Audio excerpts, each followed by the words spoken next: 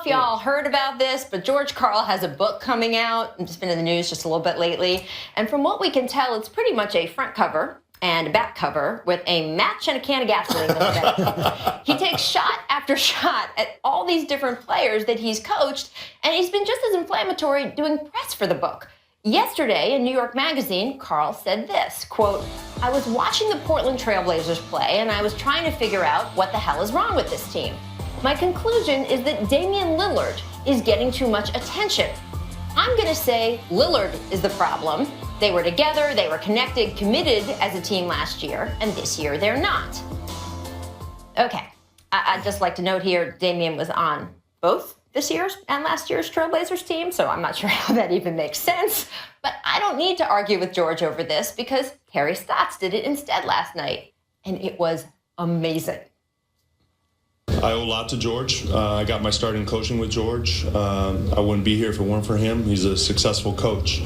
That being said, if he wants to diminish his chances for the Hall of Fame, if he wants to undermine his chances to being a head coach again in this league, if he wants to settle old scores with GMs or players or whoever else, that's his prerogative. But when it comes to my team and my players, he needs to stay in his own lane. He doesn't know Damian Lillard. He doesn't know how coachable he is. He doesn't know what a great teammate he is. He doesn't know how much Damian cares about winning and how important he is to his franchise. And I thought his comments, however well-intended they may have been, which I don't understand, I can't tolerate. I mean, frankly, I feel much the same way Terry does. I don't understand what George is doing making all these comments.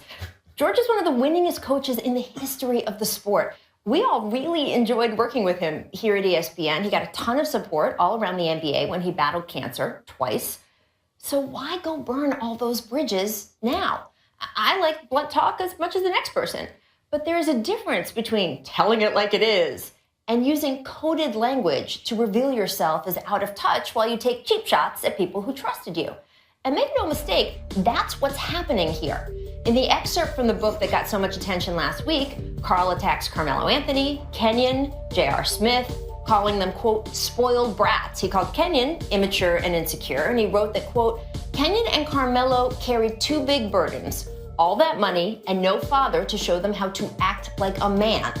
Now this morning on ESPN Radio, George sort of apologized for that last part. Take a listen. I said it poorly, and I'm sorry that I said it poorly. And I'm sorry for the reaction because I know Kenyon. The one thing I love about Kenyon Martin, he is a good father. George also said on ESPN Radio that, quote, sometimes when you take excerpts out of the book, it becomes not exactly what I said. I don't really understand that because, well, it's your book that you wrote. George also said he wants to get back into coaching, and to that I have to say, I hope you like college basketball. Personally, I can't ever see him getting an NBA job ever again. Kenyon, I do want to start with you. You had a very angry series of tweets, and entertaining, by the way, right after the excerpts were released. You called George a coward. You called him awful. Talked about a lot of former players not liking him. You've had a week, but even more stuff has come out. How are you feeling right now? What's your reaction? Still the same. My feelings for George Karl is that he is the person who he is, and he's showing everybody who he is. The person who I dealt with playing for 6.5 years in Denver. I saw it firsthand every day. Him coming in the locker room, not speaking to people, him talking down to other people, him treating people in the organization like crap. I'm saying I saw it year in, year out. So now the world is getting to see it. That's all it is. How bad was it when it was bad? It was real bad. It got heated at times. Myself, other players, but I take full responsibility for my actions and my problem that I had with George Karl. And it was basketball related and other stuff, but if it was just about basketball, it was fine. But then with these latest statements and all that, he crossed the line. It became very personal. Yeah, definitely, because it has nothing to do with me, the way I acted towards George, had nothing to do with the way I grew up. Nothing at all. My mother did a great job raising me. So him to take shots at her and to say, I act like this because I didn't have a father, has no merit whatsoever. One might even say that you were able to rise from whatever you didn't have as a like, kid, yeah, like, and it's an accomplishment Definitely, but that you in were his able to eyes- succeed the way you were. Yeah, but in his eyes, it's not the case. You know, he looks at it as in a negative because he's a negative person, and that's who he is. And that's what this book is about. It's all negativity that's coming out of this. Nothing good so far. Byron, you coached Kenyon. You heard what another coach had to say about him. How did that make you feel, and what did you think? You know, like you said, I know Kenyon extremely well. You know, from a personal standpoint, from a basketball standpoint, one of the brightest players I've ever had. You know, his basketball IQ was off the chart. And, you know, we had a good laugh in the green room just talking about the good old times and when we were in New Jersey together. And, you know, he talked about how hard I worked those guys. But we also talked about some of the things that went on in practice and game situations. The thing that I found about him as a rookie is that very intelligent, very mature, and understood the game of basketball better than most rookies I've ever seen. And had a will to win every single night. We already talked about it. He wasn't the greatest practice player in the world. That was a pre-show conversation. That wasn't something that he liked doing on an everyday level. But when the lights came on, popcorn. when the lights Exactly. came on, We're not talking the about guy practice, wanted Coach. to compete. Yeah. But he did it. Yes. But he wanted to compete. Yes. You know, so when I read and heard all this stuff, you know, it was kind of like, you know, you just shake your head because I know him from a personal standpoint over the years. 16 years I've known this young man, and I've seen him with his kids, and I've seen him on that basketball court, and I know how genuine he is about his family and about the game of basketball. Now, you know, he did say that he had a poor choice of words on the radio this morning. Does that count as an apology to you? Not at all, man. He's only saying something because of the reaction that he got. You know, if nobody would have said anything about the wording of the book or the excerpts that come out, then he would have been fine with it. He would have went on whenever the book comes out, sell his copies, get his residuals off of it, and everything would have been fine. So now he's trying to backtrack the statement saying he knows me. You don't know me. You never took the time to get to know me. You never asked me how I was doing, how my family's doing. You never asked to come meet me at dinner. So how do you know me? You only know what you think you know, and that's not a lot. And I assume he has not called you Not to at all. apologize Not or at anything all. like that. Not at all. Not at all. I mean, Byron, you're a little bit in this position because you are a coach who has seen and done a lot of things, and you are currently writing a book. Yeah. And you know the pressure that I assume publishers want to say, what do you got? What do you got? What do you got? Yeah. How does that, when watching what's going on with George Karl right now, how is that influencing you as you're writing right now? Well, you know what? It's still that code as a player and as a coach when you're in this league. That what happens in Vegas stays in Vegas. It's the same thing in the NBA. You know, things that happen in your locker room, things that happen between you and a certain player, it stays there. You know, and I'll go to my grave with all the stuff that I've had with being a player and being a coach, because that's just the way it's supposed to be. Now, in selling books, yeah, everybody wants to hear about the negativity, you know, the controversies, all those things sell books. And in the book that I have coming out, you might have one paragraph of something that I didn't like about a certain player. But that's it, because that's not the whole function of my book.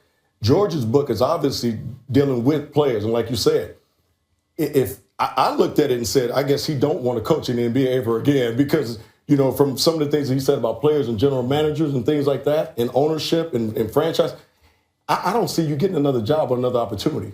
But if this is the way he feels, that's the way he feels. But in my world of the NBA, you don't burn those bridges, and you leave those things in the locker room, or you leave them on the plane, or you leave them at home, or you leave them wherever you have to leave them, but you don't bring them out. It's just hard, too, because, I mean, look, whether you want another job or not, the NBA has given everybody involved with it so much, Unbelievable opportunity. right? That's right. And especially a guy who, when he was sick, I feel like a lot of people in this league rallied around And him. then with that said, when ESPN presented him with the award, I was the only person from the whole organization that came to Los Angeles to support him.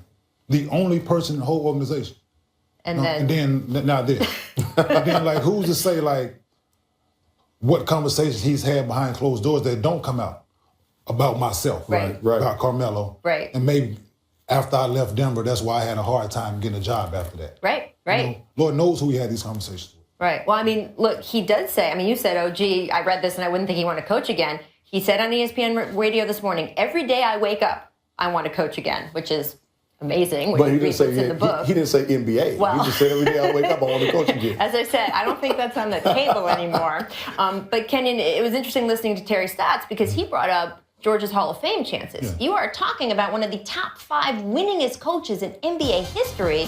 It should make him a shoo-in for the Basketball Hall of Fame. But I don't know, Kenyon, do you think that the way he's been trashing people around the game in this book. And by the way, he also said in the book that he brought up those old conspiracy theories about the NBA being rigged. I mean, he really took a torch to a lot of stuff. In my opinion, George is not a good basketball coach, in my opinion. Really? He has wins. He's been blessed with talent over the years, but X's and O's and all. He knows that, but you have to be a complete basketball coach. You have to coach defense, special situations, getting to know your players, treating your players right.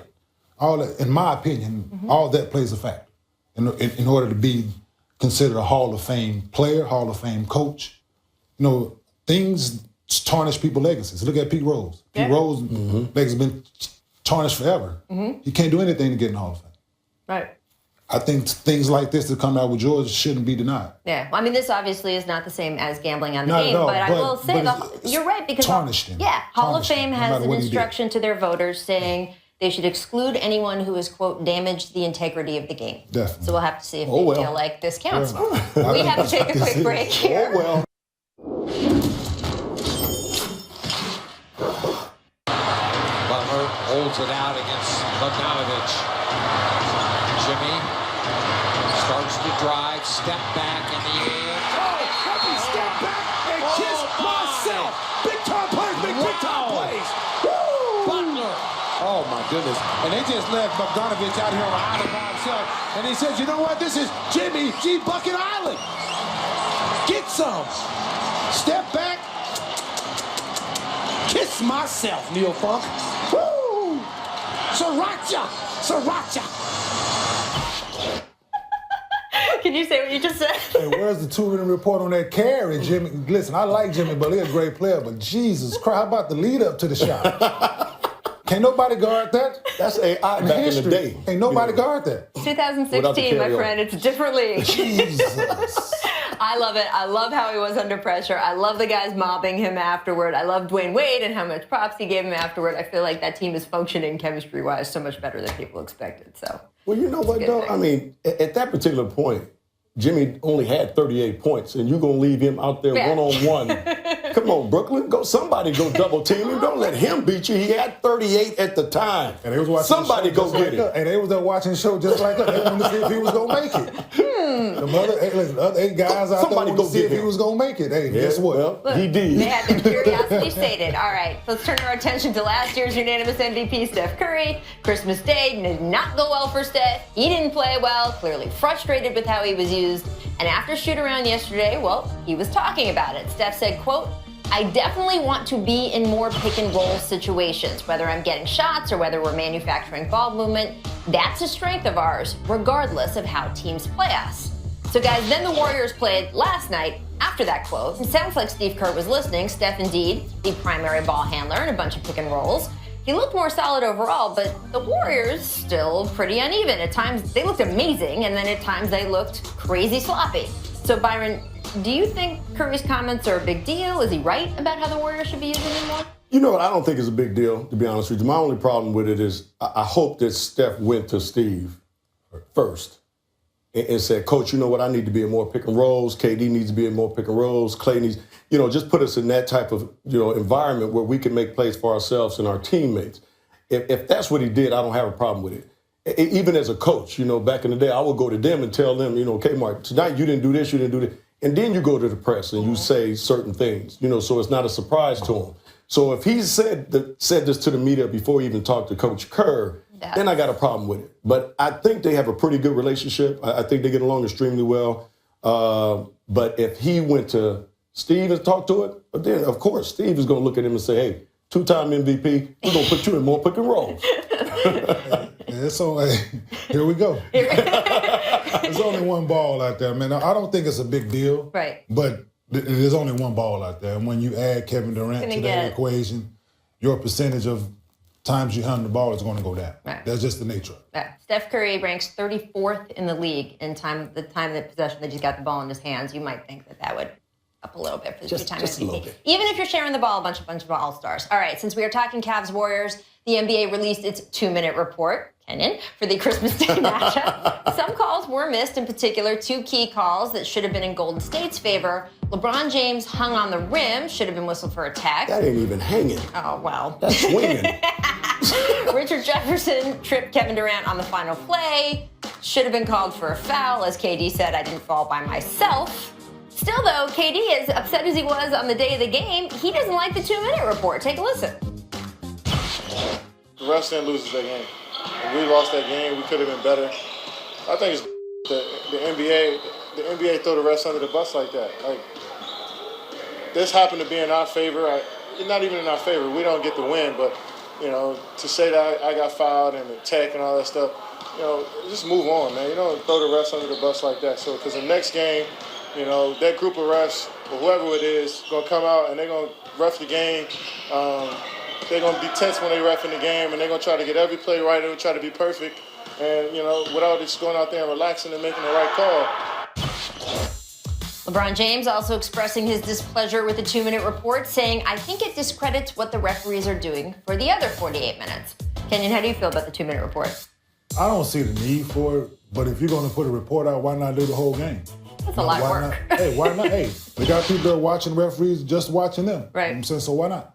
What do you think, Byron? Well, you know what? I've always felt this about the league anyway. You can go to any NBA game and you can go get your drinks and dinner and go to a movie and come back with 4 minutes left in the game, and that's when the game is going to start. Come on, you're not one of those people. Hey, listen, the 2-minute thing, the thing I will say about that is I disagree with KD in the sense of that the league is trying to make this league better. And they're trying to put a little bit more onus on the referees to get it right. So just like players, we hold you guys accountable when you don't do certain things. The referees are being held accountable for missing calls. So for putting them on blast, I don't have a problem with that. Well, they're showing fans that they're holding them accountable. Exactly. And frankly, as someone who has covered other leagues, like, I don't know, the NFL, I can tell you that when the league pretends that everything its officials do is right, and people have eyes, and we all have replay, and we can see that it's not true, you lose confidence in the league and the officials. So at least to have someone from the league office saying, hey, we know that these human beings aren't perfect, because they're not. Right. And we know that they got this wrong, and we are trying to do this better. I think that's a good thing. I like that as a fan. Well, with all this modern day technology, it won't be that hard to get it done, to watch. To get it quick and to do the 48-minute report. But the game ain't really on the line to the last 3 I or 4 understand minutes. that, but why say anything? But you know what? Like you said, but why say anything then? I agree with you there. But their job is to be as perfect as they can be as a referee. Yeah. Right. And in order for them to be that way, sometimes you got to put them on blast. There you go. There you go. All right, we're going to take a break, but when we get back, we will ask Kenyon if his son can beat him in one-on-one already. And wait until you see the video. This is a valid question. First, though, here's our distant replay put a bet up on this one, from this date in 1999, featuring our favorite distant replay guy, Vince Carter. And the Raptors run the other way. Oh, no, you did not. In a game. 360. In a game. 360. In the game, one hand, then put it back in up. Come on, man. Yes, Lord.